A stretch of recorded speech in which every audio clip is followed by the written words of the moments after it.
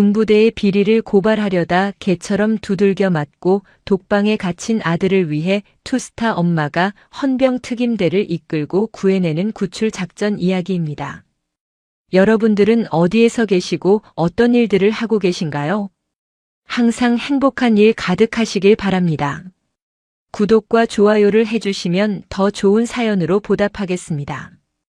강원도 철원군 동송읍 제6보병사단 청성부대의 겨울바람은 살가죽을 찢을 듯 매서웠다. 영하 25도를 오르내리는 혹한 속에서 수송대 차고지 뒤편의 유류 저장소는 어둠에 잠겨 있었다. 새벽 2시 모두가 잠든 시각. 차도윤 상병은 떨리는 손으로 스마트폰 녹화 버튼을 눌렀다. 불 꺼진 유류구 앞에는 민간 번호판을 단 2.5톤 트럭 2대가 세워져 있었다.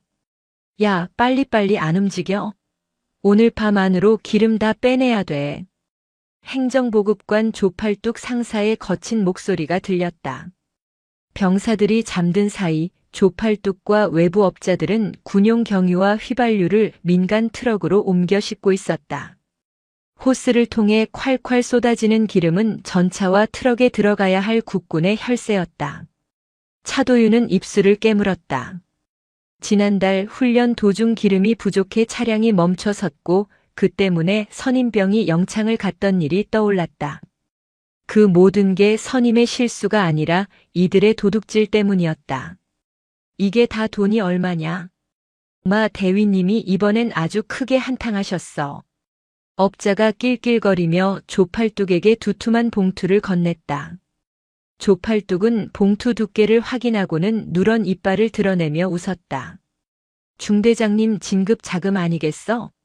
왕중령님도 눈 감아주기로 했으니 걱정 말고 실어날라. 차도윤은 숨소리조차 죽이며 셔터를 눌렀다. 유류 횡령뿐만이 아니었다. 그들은 병사들에게 지급되어야 할 특식용 소고기를 빼돌리고 그 자리에 유통기한이 임박한 저가 돼지 비계를 채워 넣는 장면까지 포착했다. 증거는 충분했다. 차도윤은 조심스럽게 뒷걸음질 쳤다. 그때였다. 얼어붙은 눈을 밟는 소리가 유난히 크게 울렸다. 뽀드득.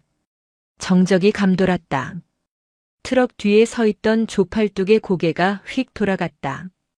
거기 누구야? 어떤 쥐새끼야? 차도윤은 폰을 품에 안고 내달렸다. 하지만 빙판길은 야속했다. 코너를 돌다 미끄러진 차도윤의 등 뒤로 거대한 그림자가 덮쳤다. 조팔뚝이 차도윤의 멱살을 잡아 땅바닥에 내리꽂았다. 차도윤의 안경이 날아가 박살났다. 조팔뚝은 차도윤의 얼굴을 확인하더니 비릿한 미소를 지었다. 이거 우리 똑똑한 명문대생 차상병 아니냐? 밤늦게 여기서 뭐하냐? 간첩질이라도 하려고. 뒤따라 나온 중대장 마필두 대위가 차도윤의 스마트폰을 낚아챘다. 갤러리에 저장된 영상들을 확인한 마필두의 얼굴이 불그락푸르락해졌다. 이 새끼가 감히 내 뒤를 캐. 야, 조 상사, 이 새끼 당장 창고로 끌고 가. 그들은 차도윤을 폐창고로 끌고 갔다. 마필두는 군홧발로 차도윤의 정강이를 걷어찼다. 차상병. 내가 군 생활 편하게 하더니 아주 겁대가리를 상실했구나. 이걸 어디다 찌르려고 했어? 사단장? 아니면 헌병대? 차도윤은 고통을 참으며 노려보았다. 중대장님. 이건 범죄입니다. 지금이라도 멈추십시오. 범죄? 이건 관행이야, 임마. 너 같은 새님이 뭘 알아. 조팔뚝이 차도윤의 복부를 가격했다. 컥 하고 숨이 막히는 고통 속에 차도윤이 쓰러졌다. 마필두는 차도윤의 머리채를 잡고 귓가에 속삭였다. 잘 들어.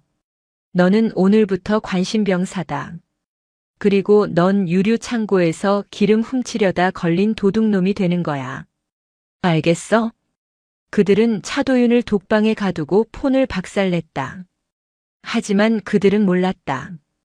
차도윤이 촬영한 영상은 실시간으로 클라우드에 백업되었고 그 클라우드의 공유 계정 주인은 대한민국 육군에서 가장 무서운 마녀 권세화 소장이라는 사실을 충청남도 계룡대 육군본부 수사단장 집무실 새벽 3시 권세화 소장은 잠들지 못하고 있었다. 개인용 비화폰에서 요란한 경고음이 울렸다. 아들 차도윤과 공유하는 비밀 폴더에 새로운 파일이 업로드되었다는 알림이었다. 제목 긴급. 엄마 도와주세요. 파일을 열어본 권세화의 손이 부르르 떨렸다. 영상 속에는 기름을 훔치는 간부들의 모습과 피투성이가 된 채 이건 범죄입니다. 라고 외치는 아들의 목소리가 담겨 있었다. 그리고 마지막 영상은 검은 화면 속에서 들리는 구타 소리와 아들의 신음이었다. 권세화는 눈을 감았다 떴다. 어머니로서의 가슴은 찢어졌지만 수사단장으로서의 이성은 얼음장처럼 차갑게 식었다. 감히 내 새끼를 건드려? 그리고 군수품에 손을 대? 그녀는 책상 위에 인터폰을 눌렀다. 김대령. 나 권세화다. 지금 즉시 휴가 처리해. 행선지는 비밀이다. 단장님, 갑자기 무슨 일이십니까? 새벽에. 사냥 좀 다녀와야겠다. 멧돼지들이 밭을 아주 쑥대밭으로 만들어놨어. 권세화는 정복을 벗고 옷장을 열었다. 그녀가 꺼낸 옷은 촌스러운 꽃무늬 몸빼 바지와 낡아 빠진 등산 점퍼, 그리고 챙이 넓은 시장표 모자였다. 화장기 없는 얼굴에 검은 뿔테 안경까지 쓰자 서슬 퍼런 투스타 장구는 온데간데 없고 시골 장터에서 흔히 볼 수 있는 억척스러운 아줌마로 변해 있었다. 그녀는 자신의 낡은 소형차를 몰고 계룡대를 빠져나갔다. 목적지는 강원도 철원. 내비게이션 도착 예정 시간은 4시간 뒤였다. 아침 9시. 육사단 예하 19연대 3대대 위병소 앞. 권세화의 낡은 차가 위병소 앞에 멈춰 섰다. 위병소 근무자가 귀찮다는 듯 손을 휘저었다. 아줌마 차 빼세요. 여기 군부대입니다. 아무나 오는 데 아니에요. 권세화는 차에서 내려 짐짓촌스러운 말투를 썼다. 아이고 군인 양반. 내 아들이 여기 있는데 연락이 통 안 돼서 그래. 차도윤이라고 우리 도윤이 좀 만나게 해줘. 그때 마침 점호를 끝내고 나오던 조팔뚝 상사가 위병소 쪽을 쳐다봤다.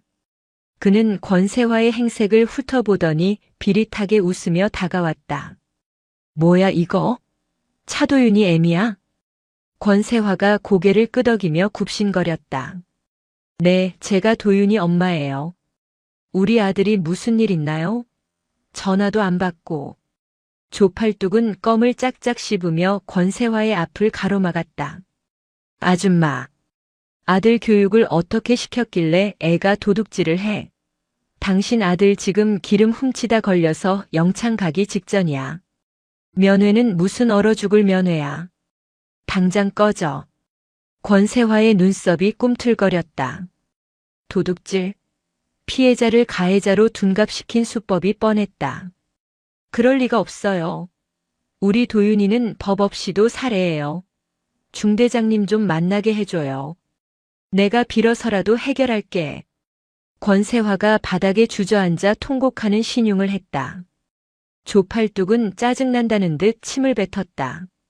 아씨, 아침부터 재수없게. 야, 중대장님한테 보고해. 차도윤 애미가 와서 진상 부린다고. 행정반으로 끌고 와. 각서라도 받아내서 쫓아버리게. 행정반 안은 퀴퀴한 냄새가 진동했다. 마필두 대위는 난로 옆 소파에 거만하게 앉아 컵라면을 먹고 있었다. 조팔뚝이 권세화를 거칠게 밀어넣었다. 들어가. 여기가 안방인 줄 알아? 권세화는 비틀거리며 행정반 중앙에 섰다. 마필두는 컵라면 국물을 후루룩 마시고는 권세화를 쳐다보지도 않고 말했다. 당신이 차도윤 엄마야? 아들 내미가 군용 기름 빼돌리려다 걸린 거 알지? 이거 군사재판 가면 징역 10년이야. 알아? 권세화는 떨리는 손으로 옷깃을 여미며 연기했다. 중대장님, 한 번만 봐주세요. 우리 애가 그럴 리가 없는데. 혹시 오해가 있는 거 아닐까요? 마필두가 젓가락을 탁 내려놓으며 버럭 소리를 질렀다. 오해? 증거가 다 있어. 이 아줌마가 진짜 꽉 막혔네. 못 배운 티 내지 말고 합의금이나 준비해. 돈 없으면 몸으로라도 때우던가. 주변에 있던 하사관들이 킬킬거리며 웃음을 터뜨렸다. 권세화의 눈빛이 순간 서늘해졌지만 모자 챙에 가려 그들은 보지 못했다. 돈. 얼마나 필요합니까? 한 5천 가져와. 그 정도는 있어야 위대대장에다가 기름칠 좀 하고 덮어줄 거 아냐. 권세화는 품에서 스마트폰을 꺼냈다. 녹음 앱이 돌아가고 있었다. 중대장님, 제 아들 얼굴이라도 한번 보게 해주세요. 걔가 무사한지만 보면 돈 드릴게. 마필두는 조팔뚝에게 눈짓했다. 데려와. 꼴이 말이 아닐 텐데 놀라지나 말라고 해. 잠시 후 뒷문이 열리고 차도윤이 끌려 나왔다. 얼굴은 멍투성이에 입술은 터져 있었고 한쪽 다리를 절뚝거리고 있었다. 도윤아. 권세화가 달려가 아들을 안았다. 아들의 몸에서 나는 피냄새와 땀냄새가 그녀의 코를 찔렀다. 도윤은 퉁퉁 부은 눈을 힘겹게 뜨며 속삭였다. 엄마, 여기 위험해. 왜 왔어? 그 모습을 본 조팔뚝이 비아냥거렸다. 아이고, 눈물겨운 모자 상복 나셨네. 야, 이 아줌마야.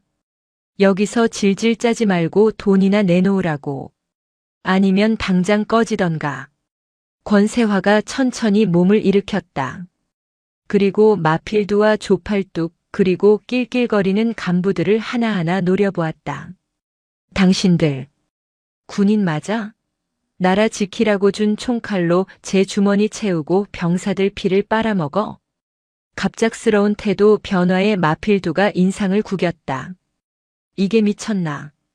야, 2년 끌어내. 어디서 감히 장교한테 눈을 부라려. 조팔뚝이 권세화의 팔을 낚아채려 했다. 그 순간 권세화가 조팔뚝의 손목을 비틀어 꺾고 발을 걸어 바닥에 매다 꽂았다. 콰당탕. 순식간에 벌어진 일이었다. 덩치 큰 조팔뚝이 비명도 못 지르고 나뒹굴었다. 행정반 안이 찬물을 끼얹은 듯 조용해졌다. 마필두가 당황해서 권총집에 손을 올리며 소리쳤다. 너 뭐야? 간첩이야? 권세화는 촌스러운 등산 점퍼의 지퍼를 내렸다. 찌익 소리가 행정반을 갈랐다. 점퍼 안에는 티셔츠가 아니라 각 잡힌 짙은 녹색의 근무복이 입혀져 있었다. 그리고 양쪽 어깨에는 은색으로 빛나는 2개의 별. 소장 계급장이 형광등 불빛을 받아 번쩍였다. 헉! 마필두의 눈알이 튀어나올 듯 커졌다. 다리에 힘이 풀려 주저앉을 뻔했다. 그때 권세화의 스마트폰이 울렸다. 그녀는 스피커폰을 켰다. 육군수사단 제1수사팀장입니다. 육사단 19연대 포위 완료했습니다. 진입합니까? 권세화의 입에서 나온 목소리는 더 이상 시골 아줌마의 것이 아니었다. 그것은 대한민국 50만 장병을 떨게 만드는 감찰 총수 권세화 소장의 목소리였다. 진입해. 쥐새끼들 한 마리도 놓치지 마라. 마필두가 덜덜 떨며 입을 열었다. 투스타. 소장님? 권세화가 마필두에게 천천히 다가갔다. 마필두는 뒷걸음질 치다 벽에 부딪혔다. 권세화는 마필두의 코앞에서 싸늘하게 웃으며 말했다. 자네가 아까 나더러 뭐라고 했나? 집 가서 서방님 똥이나 닦으라고. 자, 잘못했습니다. 저는 정말 몰랐습니다. 내 남편은 10년 전 작전 중에 순직했네. 자네 덕분에 오늘 남편 묘소에 가서 아주 할 말이 많아졌어. 권세화는 바닥에 떨어진 컵라면 용기를 밟아 으깨며 소리쳤다. 꿇어. 이 쓰레기들아. 와장창. 행정반 창문이 깨지며 무장한 헌병 특임대가 들이닥쳤다. 붉은 레이저 포인트 수십 개가 마필두와 조팔뚝의 이마에 꽂혔다. 전원 체포해.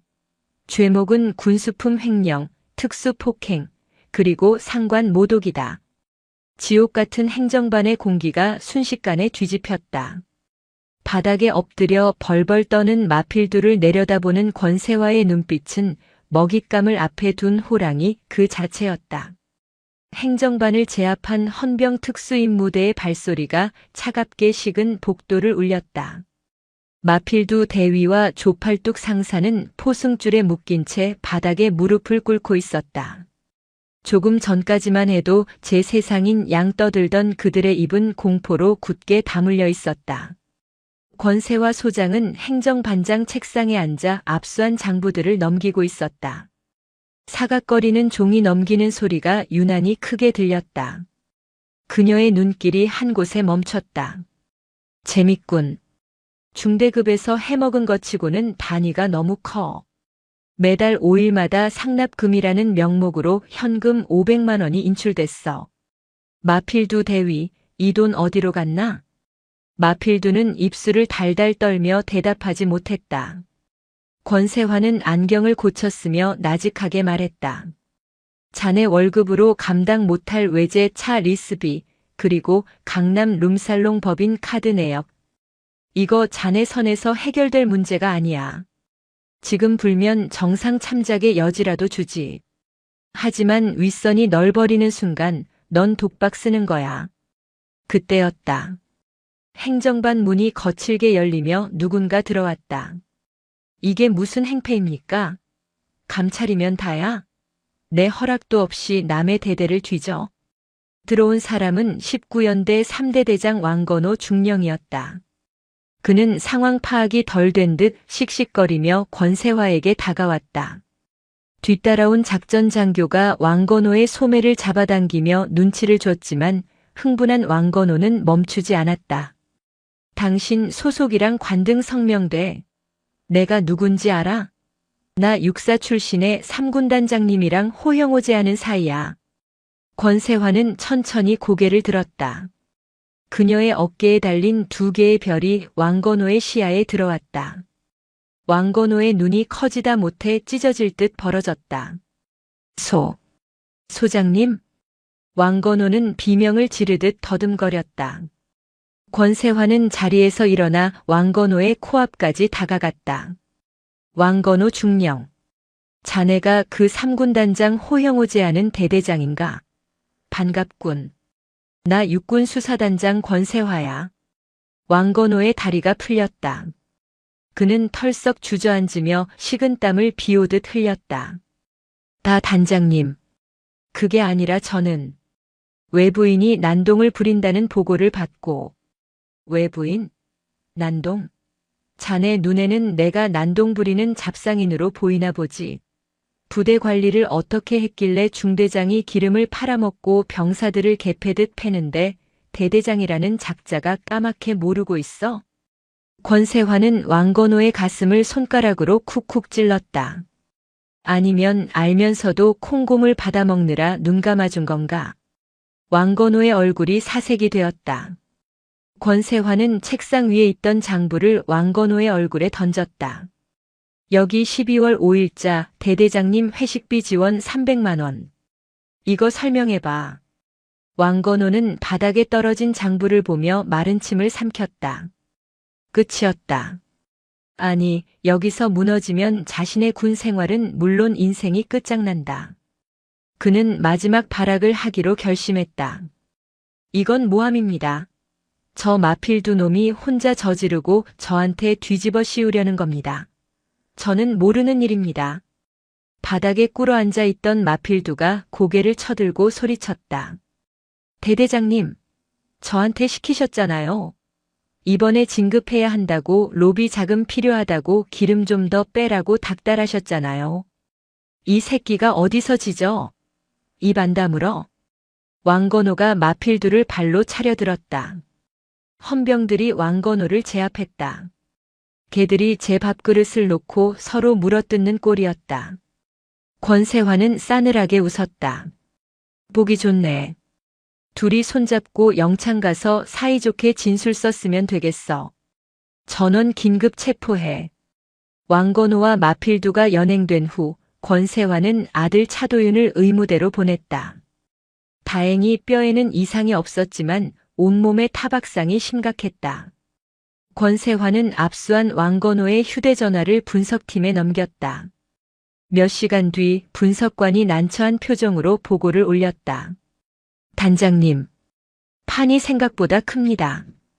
뭔데? 왕건호 중령의 통화 녹음 파일입니다. 상대방이 국회 국방위원회 소속 오태석 의원입니다. 오태석. 권세화의 미간이 좁혀졌다. 그는 여당의 실세이자 차기 국방부 장관으로 거론되는 거물급 정치인이었다. 왕중령, 이번에 지역구도로 공사할지 군용지 사용 허가 좀 빨리 내줘. 그리고 저번에 말한 후원금은 섭섭지 않게 챙겨줄게. 예, 의원님. 걱정 마십시오. 육사단장님께도 잘 말씀드려놨습니다. 그리고 이번에 거둔 기름값도 곧 전달하겠습니다. 녹음 속 대화는 충격적이었다. 단순히 기름을 훔친 게 아니라 군용지 개발 이권과 뇌물이 오가는 거대한 카르텔이었다. 육사단장까지 연루되었을 가능성이 컸다. 권세화는 주먹을 불끈 쥐었다. 오태석, 내 놈이 뒷배였어? 이것은 단순히 군 내부의 비리가 아니었다. 정치권과 군이 결탁한 권력형 비리였다. 건드리면 터진다. 자칫하면 권세화 자신이 다칠 수도 있는 위험한 싸움이었다. 하지만 그녀는 물러설 생각이 없었다. 김대령, 상부에 보고하지 말고 보안 유지해. 육사단장부터 소환한다. 위에서 압력 들어오기 전에 속전속결로 끝낸다. 그 시각 서울 여의도. 오태석 의원의 사무실. 오태석은 왕건호가 체포되었다는 소식을 듣고 위스키 잔을 벽에 던졌다. 이 멍청한 놈들이 일 처리를 어떻게 했길래 감찰한테 꼬리를 밟혀? 그것도 하필이면 권세화한테? 보좌관이 떨며 말했다. 의원님, 권세화 소장이 보통 내기가 아닙니다. 왕중령 휴대전화까지 털렸을 겁니다. 저희 쪽 연결 고리가 나올 수도 있습니다. 오태석은 눈을 번뜩였다. 그는 산전수전 다 겪은 정치 구단이었다. 걱정 마. 권세화가 아무리 날고 기어도 약점은 있어. 그 여자가 이번에 움직인 이유가 뭐지? 아들 때문이라고 합니다. 차도윤 상병. 오태석의 입가에 비릿한 미소가 번졌다. 그래, 아들. 그게 그 여자의 영린이자 아킬레스건이지. 판을 뒤집어. 정의로운 수사단장이 아니라 아들 감싸려고 권력 남용한 미친 엄마로 만들어. 다음 날 아침. 대한민국 모든 언론의 헤드라인이 권세화 소장의 얼굴로 도배되었다. 하지만 내용은 권세화가 기대했던 정의 구현이 아니었다. 단독 육군수사단장 권세화, 아들 구하려 일선 부대 초토화 논란 특종 내 아들 건드리면 옷 벗긴다. 스타 장군의 빗나간 모정 충격 증언 권 소장 사복 입고 잠입해 부대 지휘관 폭행했다. 진실은 교묘하게 왜곡되었다. 권세화가 비리를 적발했다는 사실은 축소되고 그녀가 절차를 무시하고 잠입 수사를 했다는 점 그리고 지휘관들을 강압적으로 체포했다는 점이 부각되었다. 특히 오태석 의원 측이 푼 가짜 뉴스 유튜버들은 자극적인 썸네일로 권세화를 난도질했다. 여자가 별 달더니 눈에 뵈는 게 없나 봅니다. 아들이 군 생활 좀 힘들다고 투스타 엄마가 헬기 타고 출동. 이게 나라냐? 여론은 순식간에 권세화에게 등을 돌렸다. 국방부 장관마저 권세화를 호출해 질책했다. 권 소장, 자네 처신을 어떻게 한 거야? 지금 국회에서 난리 났어. 오태석 의원이 자네 해임 건의안 내겠다고 길길이 뛰고 있네. 장관님, 이건 명백한 군수비리 사건입니다. 제 아들 문제는 그만해. 당장 수사 중단하고 대기 발령 상태로 있어. 감찰 조사는 국방부 검찰단으로 이관해. 권세환은 억울함에 입술을 깨물었지만 명령을 거역할 수는 없었다. 수사권이 박탈당했다. 호랑이의 발톱이 뽑힌 셈이었다. 상황은 더욱 악화되었다. 수사권이 오태석 의원의 입김이 닿는 국방부 검찰단으로 넘어가자 그들은 사건의 본질인 비리 대신 차도윤 상병의 무고를 캐기 시작했다. 그리고 결정적인 타격이 터졌다. 차도윤과 가장 친했던 동기 김민재 일병이 검찰단 조사에서 거짓 진술을 한 것이다. TV 뉴스 화면 속에서 모자이크 처리된 김민재 일병이 떨리는 목소리로 인터뷰를 하고 있었다. 기자, 차도윤 상병이 정말 비리를 목격한 게 맞습니까? 김민재 대역 아닙니다. 사실은 차 상병이 포상 휴가 받고 싶어서 저한테 거짓말을 하자고 시켰습니다. 간부들이 기름 훔치는 척 연출 사진을 찍자고. 안 그러면 자기 엄마가 장군인데 가만 안 두겠다고 협박했습니다. 집무실에서 뉴스를 보던 권세환은 리모컨을 떨어뜨렸다. 민재가. 그럴 리가 없어. 도윤이가 챙겨주던 아인데. 차도윤은 의무대 병실에서 이 방송을 보고 절규했다. 거짓말이야. 민재야, 내가 왜? 오태석의 공작이었다.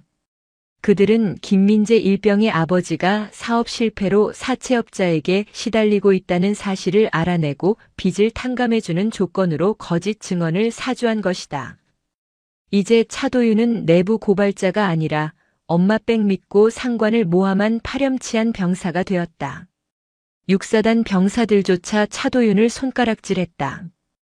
야, 쟤네 엄마가 우리 부대 뒤집어 놨다며? 완전 진상모자네. 쟤 때문에 우리만 피곤해졌잖아. 권세환은 벼랑 끝에 몰렸다. 아들을 지키려다 아들을 더 깊은 수렁으로 밀어넣은 꼴이 되었다. 그녀는 집무실 소파에 앉아 머리를 감싸 쥐었다. 평생 군인으로 살아온 그녀의 자부심이 짓밟혔다. 그때 휴대전화가 울렸다. 발신자 표시 제한. 오태석 의원이었다. 권 소장. 뉴스 봤지? 여론이 참 무섭네. 오태석. 내 놈 짓이냐? 말 조심해. 나 곧 장관 될 사람이야. 제안 하나 하지. 조용히 옷 벗고 나가. 그리고 아들놈 정신과 치료받는 걸로 해서 의병 제대시켜줄게. 그러면 이 사단은 덮어주지. 내가 내 놈하고 타협할 것 같나? 타협이 아니야. 자비지. 계속 버티면 자네 아들은 무고죄의 군용물 절도 교사 혐의로 감옥 갈 거야. 엄마 때문에 아들 인생 망치고 싶어? 전화가 끊어졌다. 권세환은 전화기를 부서져라 쥐었다. 그녀의 눈에서 뜨거운 눈물이 흘러내렸다. 장군의 눈물이 아닌 어미의 피눈물이었다. 사흘 뒤, 권세환은 결단을 내렸다. 그녀는 다시 정복을 갖춰 입었다. 흐트러진 머리를 빗어넘기고 안경을 닦아 썼다. 거울 속에 비친 그녀의 눈은 더 이상 흔들리지 않았다. 그녀는 국방부 장관실로 쳐들어갔다. 장관님, 제게 마지막 기회를 주십시오. 권 소장, 자네 아직도 정신 못 차렸나? 대기 발령 중이잖아. 제 아들 차도윤을 피의자 신분으로 전환해 주십시오. 장관이 놀란 눈으로 권세화를 쳐다봤다. 뭐? 아들을 피의자로? 감옥 보내겠다는 건가? 아닙니다. 오태석 의원과 검찰단은 제 아들을 엄마 찬스 쓴 파렴치한으로 몰고 있습니다. 제가 아들을 감싸려 할수록 그 프레임은 강해집니다. 그러니 역으로 가겠습니다. 제가 직접 제 아들을 가장 혹독하게 수사하겠습니다. 권세화의 목소리에는 서리빨 같은 결기가 서려 있었다. 육군 규정상 수사단장은 직계 가족 사건에 관여할 수 없지만 장관님 특명이라면 가능합니다. 제가 제 손으로 아들을 탈탈 털겠습니다. 만약 먼지 한 톨이라도 나오면 제가 옷 벗고 할복하겠습니다. 하지만 권세화의 눈빛이 번뜩였다. 그 과정에서 무고가 밝혀지고 거짓 증언의 배후가 드러난다면 그때는 성역 없이 윗선까지 다 잡아넣게 해주십시오. 장관은 권세화의 기세에 눌려 한참을 침묵하다 고개를 끄덕였다. 좋아. 대신 실패하면 자네는 불명예 전역이야. 권세화는 즉시 차도윤이 있는 의무대를 찾아갔다. 차도윤은 침대에 앉아 창밖만 바라보고 있었다. 도윤아. 차도윤이 고개를 돌렸다. 수척해진 얼굴이었다. 엄마. 나 때문에 엄마까지. 지금부터 내 말 잘 들어. 엄마는 이제부터 널 수사할 거야. 너를 피의자로 입건했다. 차도윤의 눈이 커졌다. 네? 저를요? 엄마도 저를 못 믿으시는 거예요? 아니, 널 믿으니까 하는 거야. 세상 사람들이 엄마가 널 감싼다고 욕하지. 그걸 깨부수는 방법은 하나뿐이야. 내가 너를 세상에서 제일 지독하게 조사하는 거. 그래서 내 결백을 완벽하게 증명하는 거. 권세화는 아들의 손을 잡았다. 힘들 거야. 취조실에서 엄마가 널 몰아세울 수도 있어. 견딜 수 있겠니? 차도윤은 잠시 침묵했다. 그리고 어머니의 눈을 똑바로 바라보았다. 그 눈빛은 예전의 유약한 명문대생의 것이 아니었다. 비리를 고발하기 위해 카메라를 들었던 그 용기 있는 군인의 눈이었다. 할게요. 저 떳떳해요. 엄마가 부끄럽지 않게 저도 끝까지 싸울게요. 다음 날 육군수사단 취조실. 권세화는 차도윤을 앉혀두고 강도 높은 조사를 진행했다. 이 모든 과정은 녹화되어 언론에 공개될 예정이었다. 그녀는 티끌만 한 의혹도 남기지 않기 위해 아들의 알리바이, 계좌 내역, 통화 기록을 샅샅이 뒤졌다. 결과는 깨끗했다. 차도윤은 결백했다. 이제 남은 건 거짓 증언을 한 김민재 일병이었다. 권세화는 김민재를 소환했다. 김민재는 권세화의 눈을 피하며 불안해했다. 검찰단에서 절대 자백하지 말라고 교육받은 상태였다. 김민재 일병. 권세화가 나직하게 불렀다. 네. 내가 빚 때문에 힘들다는 거 안다. 아버지가 사채업자한테 협박당하고 있다지. 김민재의 어깨가 움찔했다. 그걸 어떻게 해? 권세화는 서류 봉투를 책상 위에 올려놓았다. 내가 내 빚을 갚아주진 못해. 하지만 내 아버지를 괴롭히는 불법 추심업자들 내가 싹 다 잡아. 오늘 아침에 김민재가 고개를 번쩍 들었다. 네. 너는 군인이지만 내 아버지는 민간인이라 경찰 협조가 필요했어. 내 친구가 경기 남부청 광역수사대장이야. 내 아버지 지금 안전한 곳에서 보호받고 있다. 김민재의 눈에서 눈물이 터져나왔다. 오태석 의원 측은 돈으로 회유했지만 권세화는 근본적인 공포를 해결해 준 것이다. 단장님. 이제 선택해. 계속 거짓말을 해서 평생 죄책감 속에 살 건지 아니면 진실을 말하고 군인답게 다시 시작할 건지. 김민재는 오열하며 무너졌다. 죄송합니다. 정말 죄송합니다. 어떤 양복 입은 아저씨가 찾아와서 시키는 대로 안 하면 아버지를 죽이겠다고. 김민재의 자백과 함께 그가 가지고 있던 쪽지가 증거물로 제출되었다. 오태석 의원의 보좌관이 건넨 거짓 진술 시나리오가 적힌 쪽지였다. 판이 뒤집혔다.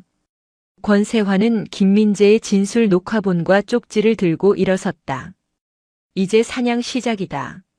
진짜 호랑이가 얼마나 무서운지 보여주지.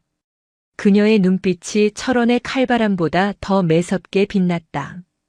반격의 서막이 올랐다. 서울 경기 접경 지역 포천의 한 폐기물 처리장. 하늘에 구멍이라도 뚫린 듯 장대비가 쏟아지고 있었다. 썩은 쓰레기 냄새와 비릿한 빗물 냄새가 진동하는 이곳 컨테이너 사무실은 오태석 의원의 자금 관리책이자 행동대장인 박 실장의 비밀 아지트였다. 육군수사단장 권세화 소장은 우의도 걸치지 않은 채 전투복 차림으로 빗속에 서 있었다. 그녀의 뒤로는 사복을 입은 수사관 5명이 쇠파이프와 진압봉을 들고 대기 중이었다. 공식적인 수사는 국방부 검찰단에 막혔다. 그렇다면 방법은 하나, 비공식으로 적의 심장을 찌르는 것이었다. 단장님, 안에 놈들이 보입니다. 김민재 일병에게 위증을 사주했던 그 양복쟁이도 있습니다. 권세화가 젖은 머리카락을 쓸어 넘기며 차갑게 명령했다. 문 부서. 반항하면 팔다리 하나씩 부러뜨려도 좋다. 단 혀는 살려도 불어야 하니까. 쾅! 녹슨 철문이 굉음과 함께 뜯겨나갔다. 안에서 도박판을 벌이고 있던 깡패들과 박 실장이 소스라치게 놀라 일어났다. 뭐야? 너희들 누구야? 박 실장이 품에서 회칼을 꺼내 들었다. 하지만 권세화는 눈 하나 깜짝하지 않고 성큼성큼 걸어 들어갔다. 이 미친 아줌마가 여기가 어디라고? 박 실장이 칼을 휘두르며 달려들었다. 권세화는 상체를 살짝 틀어 칼날을 피함과 동시에 군화시는 발로 박 실장의 무릎 관절을 정확히 가격했다. 우드득. 아! 박 실장이 비명을 지르며 바닥에 나뒹굴었다. 권세화는 쓰러진 박 실장의 멱살을 잡고 들어올려 벽에 처박았다. 그녀의 눈빛은 살인자의 그것보다 더 섬뜩했다. 내 놈이 내 아들 친구를 협박해? 감히 군인 가족을 건드려? 이거나. 내가 누군지 알아? 오태석 의원님 조카야. 너희들 다 죽었어. 권세화는 박 실장의 손목을 꺾어 칼을 떨어뜨리게 한 뒤 그의 귓가에 낮게 으르렁거렸다. 오태석 조카? 잘 됐네. 삼촌이랑 조카랑 나란히 감방 가면 심심하진 않겠어. 수사관들이 나머지 일당을 제압하는 사이 권세화는 사무실 한쪽에 있는 금고를 가리켰다. 열어. 못 열어. 영장 가져와. 권세화는 옆에 있던 쇠파이프를 집어들어 금고 다이얼을 내리쳤다. 그러고는 박 실장의 지시겨진 무릎을 군화발로 지그시 밟았다. 나는 지금 수사관이 아니라 빡친 엄마로서 온 거야. 영장? 그딴 종이 쪼가리가 필요할까? 3초 준다. 하나. 아, 알았어. 연다고. 비밀번호 415. 금고 문이 열렸다. 그 안에는 오태석 의원과 육사단장, 그리고 건설업체 간의 검은 거래가 적힌 이중 장부와 차명 계좌 통장 수십 개가 쏟아져 나왔다. 그리고 가장 밑바닥에는 육사단장 최중택 소장이 직접 서명한 군사보호구역 해제 승인서 원본이 있었다. 이것이야말로 오태석과 최중택의 목을 동시에 칠 수 있는 스모킹 건결정적 증거였다. 권세화는 장부를 챙기며 싸늘하게 웃었다. 박 실장, 내 삼촌한테 전해. 호랑이가 이빨을 갈고 있다고. 같은 시각 강원도 철원 육사단 사단장실. 최중택 소장은 불안에 떨며 집무실을 서성거리고 있었다. 오태석 의원에게 전화를 걸었지만 연결되지 않았다. 빌어먹을. 다 꼬리 자르기 하겠다는 거야? 최중택은 자신의 금고를 열어 서류들을 파쇄기에 넣기 시작했다. 그때 인터폰이 울렸다.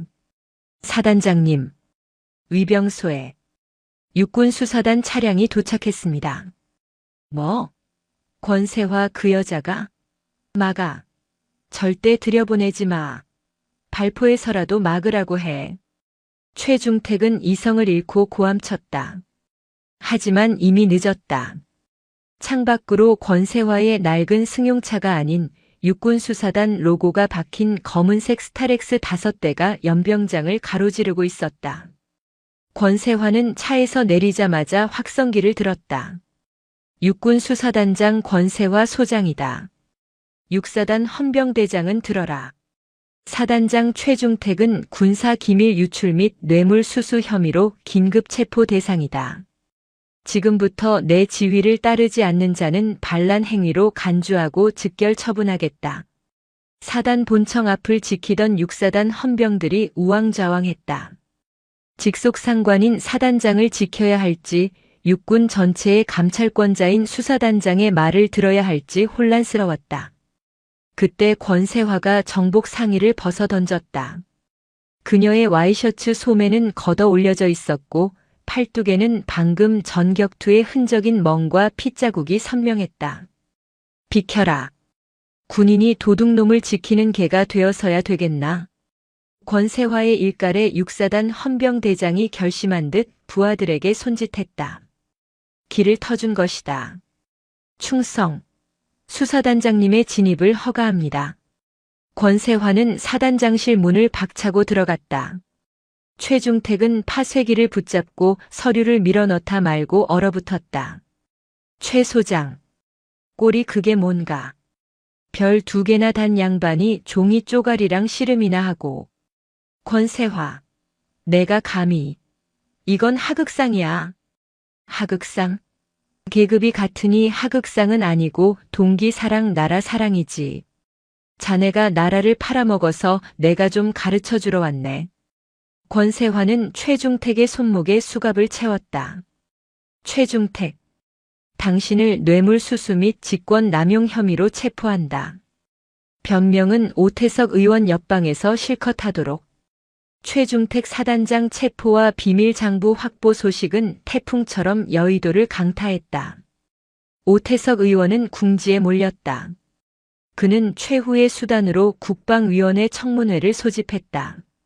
권세화를 증인으로 불러내 공개적으로 망신을 주고 수사의 불법성을 부각해 여론을 다시 뒤집으려는 속셈이었다. 청문회 당일 국회의 사당은 수많은 인파로 북새통을 이루었다. 오태석은 회심의 미소를 지으며 의장석에 앉아 있었다.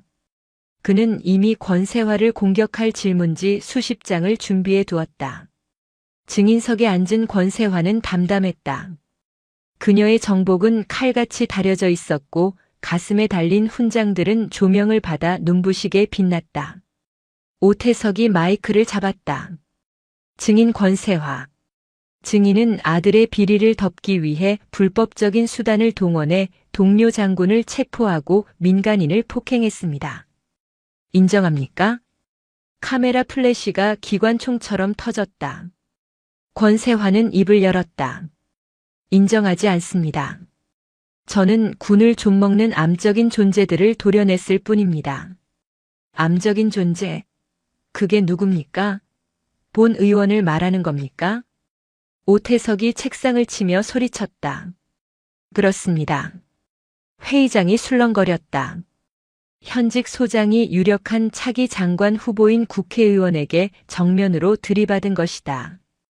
오태석은 얼굴이 불그락푸르락해져서 소리쳤다. 이런 오만방자한, 감히 국민의 대표에게. 당신 아들이 비리 저지른 건 세상이 다 알아. 김민재 일병 증언도 있잖아. 권세화는 품에서 USB 하나를 꺼냈다. 위원장님께서 말씀하신 그 증언 다시 한번 들어보시겠습니까? 권세화가 USB를 제출하자 대형 스크린에 영상이 재생되었다.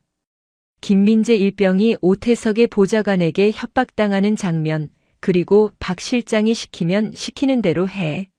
안 그러면 내 아버지 죽어. 라고 소리치는 녹취록이 생생하게 흘러나왔다. 오태석의 표정이 일그러졌다. 저거 조작이야. 딥페이크야. 조작? 그럼 이것도 조작입니까? 화면이 바뀌었다. 이번에는 오태석 의원이 최중택 사단장과 통화하며 이번에 땅 작업 끝나면 100억 떨어질 거야. 자네 몫은 스위스로 보냈어. 라고 말하는 음성이 공개되었다. 박 실장의 금고에서 나온 결정적 증거였다. 장내는 아수라장이 되었다. 기자들은 노트북 자판을 부서져라 두들겼고 여당 의원들은 서로 눈치만 보며 웅성거렸다. 오태석은 떨리는 손으로 물컵을 집으려다 엎질렀다. 에이, 2년이 군인이 정치에 개입해? 이거 쿠데타야. 권세화가 자리에서 일어났다. 그녀는 마이크 없이 육성으로 외쳤다.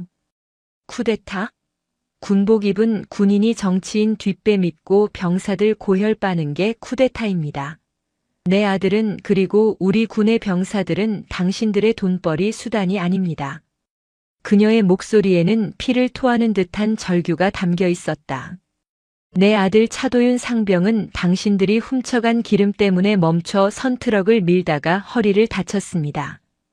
당신들이 빼돌린 고기 대신 비계를 먹으며 나라를 지켰습니다. 그런데도 당신들은 그 아이를 도둑으로 몰았습니다. 권세화는 방청석에 앉아있는 아들 차도윤을 바라보았다. 차도윤은 휠체어에 앉아 어머니를 보며 눈물을 흘리고 있었다. 나는 대한민국 육군 소장 권세화이기 이전에 차도윤의 엄마입니다. 내 새끼를 그리고 남의 집 귀한 자식들을 건드린 대가가 얼마나 혹독한지 똑똑히 보여주겠습니다. 권세화가 손짓하자 회의장 뒷문이 열리고 서울중앙지검 검사들과 수사관들이 들이닥쳤다. 오태석 의원님. 특정범죄가중처벌법상 뇌물수수 및 군사기밀보호법 위반 혐의로 체포영장이 발부되었습니다. 오태석은 의자 뒤로 숨으며 발악했다. 나 국회의원이야. 불체포특권 몰라? 현행범에게는 해당되지 않습니다. 나오시죠. 오태석은 개처럼 끌려나갔다. 그는 나가면서도 권세화를 향해 저주를 퍼부었다. 권세화, 내가 무사할 것 같아? 내 뒤에 누가 있는지 알아? 권세화는 끌려가는 오태석을 보며 나직이 말했다. 내 뒤에 누가 있든 상관없어. 내 뒤에는 정의가 있으니까.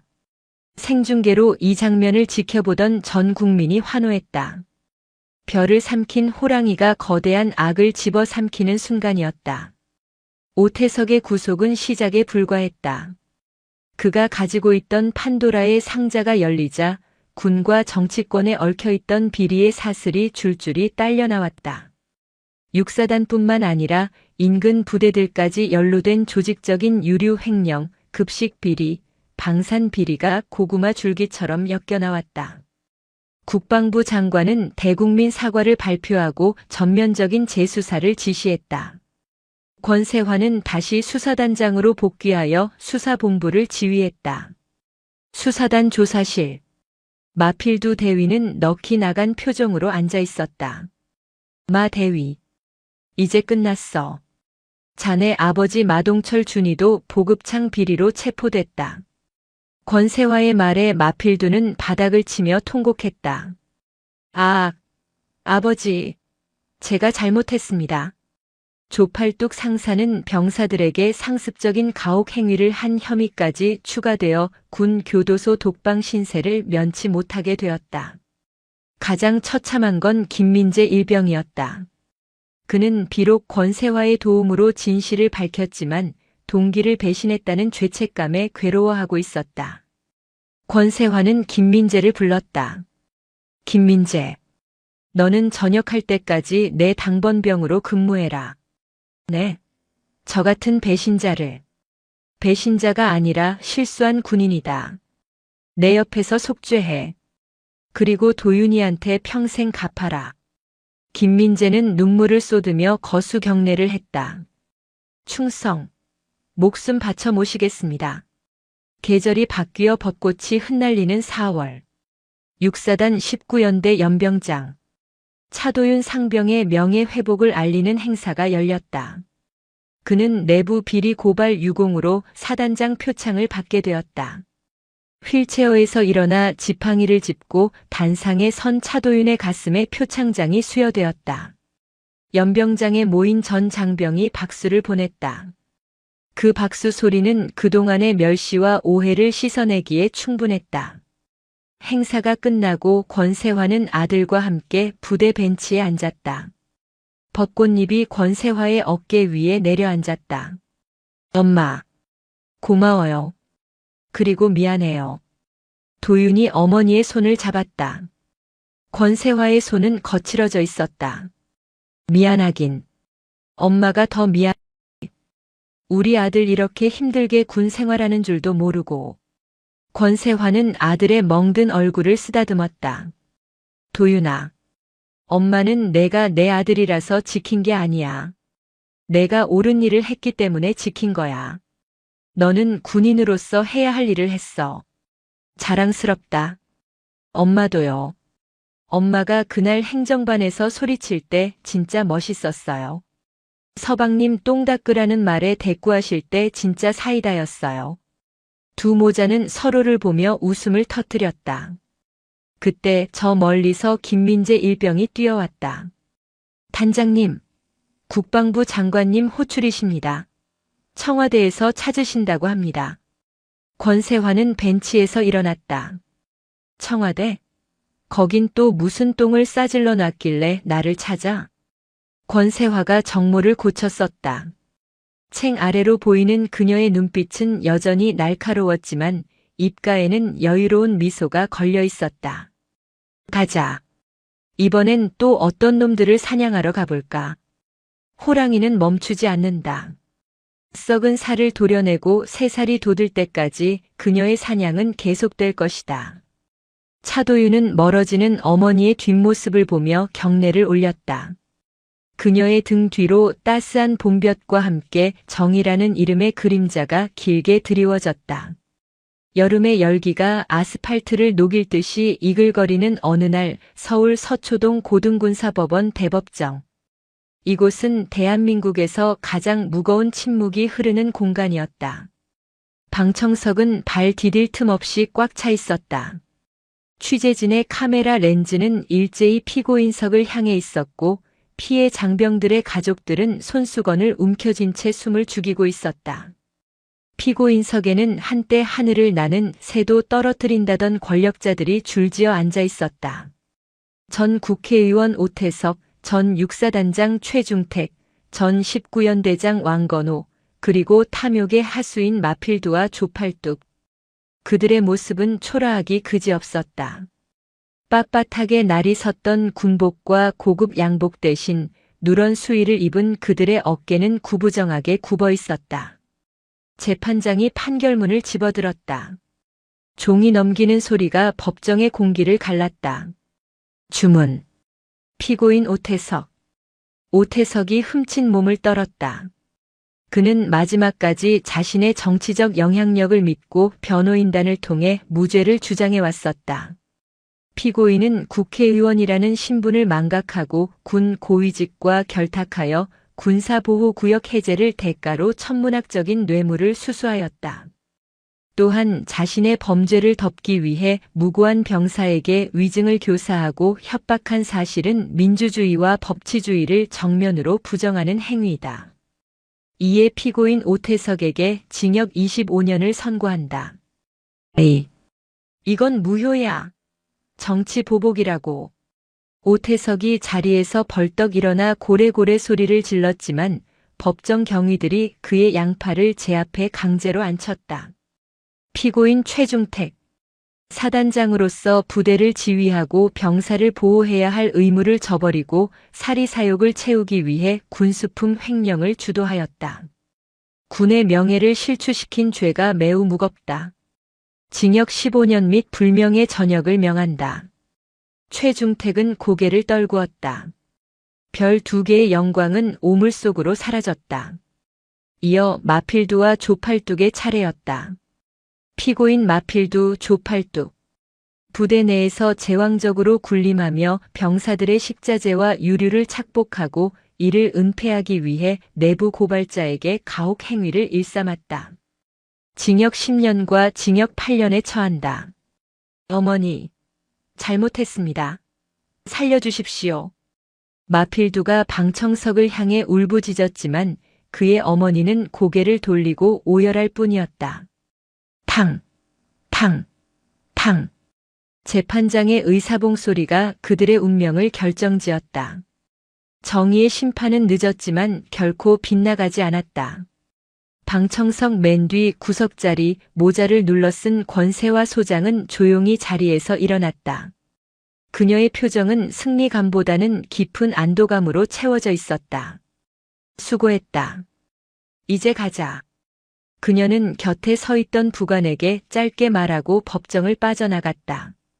뜨거운 여름 햇살이 법원 앞마당에 쏟아지고 있었다. 그녀는 하늘을 올려다보았다. 먹구름이 걷히고 있었다. 판결이 있고 며칠 뒤 권세환은 휴가를 냈다. 행선지는 대전 국립현충원. 그녀의 손에는 국화 꽃다발과 소주 한 병, 그리고 낡은 앨범 하나가 들려 있었다. 그녀는 남편의 묘비 앞에 섰다. 육군 중령 차성훈의 묘. 권세환은 비석에 쌓인 먼지를 손수건으로 닦아냈다. 여보, 나왔어요. 그녀는 소주를 잔에 따라 비석 위에 올렸다. 당신이 그렇게 걱정하던 도윤이 이제 다 컸어요. 당신 닮아서 고지식하고 무모할 정도로 용감하더라고요. 이번에 녀석이 아니었으면 나도 그냥 현실에 안주하는 늙은 군인이 되었을지도 몰라요. 권세환은 비석 옆에 털썩 주저앉았다. 지난 수개월간의 전쟁 같은 시간이 주마등처럼 스쳐 지나갔다. 아들의 피 묻은 얼굴을 봤을 때의 분노, 내부의 적으로부터 공격받을 때의 외로움, 그리고 마침내 승리했을 때의 허탈함까지. 그 녀석들이 나보고 그러더군요. 서방님 똥이나 닦으라고. 하. 그녀는 씁쓸하게 웃었다. 당신 마지막 갈 때 병원에서 내가 당신 기저귀 갈아주던 거 생각나네. 그때 당신이 미안하다며 울었잖아. 나는 하나도 안 힘들었는데. 당신 아내라서 행복했는데. 바람이 불어와 묘역의 태극기들이 펄럭였다. 여보, 나 잘 싸운 거 맞죠? 당신한테 부끄럽지 않은 군인, 도윤이한테 부끄럽지 않은 엄마. 된 거 맞죠? 그때 등 뒤에서 익숙한 발소리가 들렸다. 절뚝거리는 걸음걸이였지만 힘이 실려 있었다. 엄마. 차도윤이었다. 정복을 말끔하게 차려입은 도윤이 목발을 짚고 서 있었다. 그는 비석을 향해 꼿꼿하게 거수 경례를 올렸다. 충성. 상병 차도윤 아버지께 신고합니다. 권세화가 일어나 아들의 어깨를 감싸 안았다. 언제 왔어? 몸도 성치 않은데. 엄마 혼자 울고 있을까봐 왔죠. 아빠가 엄마 잘 챙기라고 했잖아요. 도윤은 어머니의 눈가에 맺힌 물기를 손으로 닦아주었다. 엄마, 고마워요. 포기하지 않아줘서. 그리고 저 믿어줘서. 아니야. 내가 나를 다시 군인으로 만들어줬어. 모자는 한참 동안 서로를 바라보았다. 석양빛이 두 사람을 감쌌다. 권세화의 어깨에 달린 두 개의 별과 도윤의 가슴에 달린 상병 계급장이 똑같은 색으로 빛나고 있었다. 계절은 흘러 어느덧 가을이 되었다. 육사단 청성부대의 연병장에는 코스모스가 흐드러지게 피어 있었다. 부대는 완전히 달라져 있었다. 권세화의 주도하에 군문화혁신위원회가 발족되었고 육사단은 그 시범부대로 지정되었다. 병영식당에서는 웃음소리가 끊이지 않았다. 자율배식대에는 신선한 샐러드와 고기 반찬이 가득했고 조리병들은 더 이상 썩은 재료와 씨름하지 않아도 되었다. 유류고에는 전자식 자동 검침 시스템이 도입되어 기름 한 방울도 셀 틈이 없었다. 무엇보다 달라진 것은 분위기였다. 병사들은 부당한 지시를 거부할 권리가 있음을 알게 되었고 간부들은 병사들을 존중하지 않으면 파멸한다는 것을 뼈저리게 깨달았다. 차도윤 병장은 내무반에서 후임병들에게 둘러싸여 있었다. 차 병장님, 전역하시면 뭐 하실 겁니까? 야, 너네 그거 모르냐? 차 병장님 어머니가 그 전설의 수사단장님이시잖아. 백 써서 좋은데 취직하시는 거 아닙니까? 짓궂은 질문에 도윤이 피식 웃으며 후임의 머리를 쥐어박았다. 쓸데없는 소리. 나는 복학해서 공부할 거다. 법대 가서 군 판사나 검사 될 거야. 오혁 씨. 피는 못 속입니다. 그때 행정반 방송이 울렸다. 알림. 금일 부로 병장 차도윤의 전역을 명함. 차도윤 병장은 즉시 대대장실로 신고할 것. 드디어 그날이 왔다. 도윤은 전투복 매무새를 다듬고 베레모를 썼다. 가슴에 달린 특급 전사 휘장과 용기 있는 행동상 약장이 반짝였다. 도윤이 더플백을 메고 행정반을 나서자 놀라운 광경이 펼쳐졌다. 중대원 전체가 연병장 양옆으로 도열해 인간 터널을 만들고 있었다. 그뿐만이 아니었다. 새로 부임한 대대장과 간부들까지 모두 나와 박수를 치고 있었다. 차 병장, 고생했다. 도윤아, 나가서도 연락해. 도윤은 울컥하는 마음을 누르며 전우들이 만들어준 길을 걸어갔다. 누군가에게는 지옥 같았던 군 생활이었지만 그에게는 인생을 바꾼 전쟁터이자 성장의 시간이었다. 위병소 앞에 다다르자 낯익은 검은색 세단이 서 있었다. 권세화 소장이 차에서 내려 아들을 기다리고 있었다. 그녀는 근무복이 아닌 우아한 트렌치코트를 입고 있었다. 도윤은 위병소를 빠져나와 어머니 앞에 섰다. 그리고 군 생활 마지막 경례를 올렸다. 충성. 병장 차도윤 20XX 년 10월 15일부로 전역을 명받았습니다. 이에 신고합니다. 권세화는 아들의 경례를 받아주었다. 그녀의 눈시울이 붉어졌다. 수고했다, 차 병장. 임무 완수하고 복귀한 것을 환영한다. 권세화가 아들을 와락 끌어안았다. 어서 가자. 집에 가서 따뜻한 밥 먹자. 된장찌개 끓여놨어. 네, 엄마. 엄마 밥이 제일 먹고 싶었어요. 1년 후. 육군본부 대회의실. 육군 주요 지휘관 회의가 열리고 있었다. 장성들이 둥근 탁자에 둘러앉아 심각한 표정으로 토의를 하고 있었다. 상석에 앉은 참모총장이 입을 열었다. 최근 방산업체들의 로비 시도가 다시 고개를 들고 있다는 첩보가 있네. 이거 누가 맡아서 처리하겠나? 장군들이 서로 눈치를 보며 머뭇거렸다. 정치권과 연관된 민감한 사안이라 다들 꺼리는 눈치였다. 그때 회의실 문이 열리고 권세화 중장 세계의 별 승진함이 들어왔다. 그녀는 이제 수사단장을 넘어 육군 감찰실장이라는 중책을 맡고 있었다. 별 하나가 더 늘어난 그녀의 어깨는 더욱 무거워 보였지만 눈빛은 여전히 형형했다. 제가 하겠습니다. 그녀의 단호한 목소리에 회의실이 조용해졌다. 권 실장, 괜찮겠나? 자네 작년에 큰 홍역을 치렀는데 또. 총장님, 잡초는 뽑아도 비가 오면 다시 자랍니다. 그렇다고 뽑지 않으면 밭을 망치게 됩니다. 제가 제초제는 못 되어도 낫은 될 수 있습니다. 권세화는 자리에 앉으며 서류 뭉치를 탁자에 내려놓았다. 그리고 제 아들이 이번에 법학전문대학원에 입학했습니다. 나중에 그 녀석이 검사가 되어서 제 앞을 막아설 때 부끄럽지 않으려면 제가 먼저 청소를 해놔야 하지 않겠습니까? 장군들 사이에서 웃음이 터져나왔다. 하지만 그 웃음 속에는 권세화에 대한 깊은 존경과 두려움이 섞여 있었다. 그녀는 이제 단순한 마녀가 아니라 군을 지키는 수호신이 되어 있었다. 퇴근길 권세화는 운전병에게 잠시 차를 세우라고 했다. 그녀는 차 창문을 내리고 밤하늘을 올려다보았다. 도심의 불빛 때문에 별은 잘 보이지 않았지만 그녀는 알고 있었다. 저 어둠 뒤에 수많은 별이 빛나고 있다는 것을. 그 별들은 최전방 철책에서 추위에 떨고 있는 병사들이자 집에서 아들을 기다리는 어머니들의 눈물이었다. 권세화는 휴대전화를 꺼내 아들에게 메시지를 보냈다. 아들, 밥 먹었니? 엄마 오늘 좀 늦는다. 멧돼지 잡을 게 있어서. 잠시 후 답장이 왔다. 네, 엄마. 다치지 말고 조심하세요. 저도 도서관이에요. 정의 구현 파이팅. 권세화는 피식 웃으며 다시 창문을 올렸다. 출발하자. 차는 어둠을 뚫고 힘차게 나아갔다. 호랑이의 눈은 밤에도 빛난다. 그리고 그 호랑이가 깨어있는 한 별들은 안전하게 빛날 것이다. 그녀는 권세화.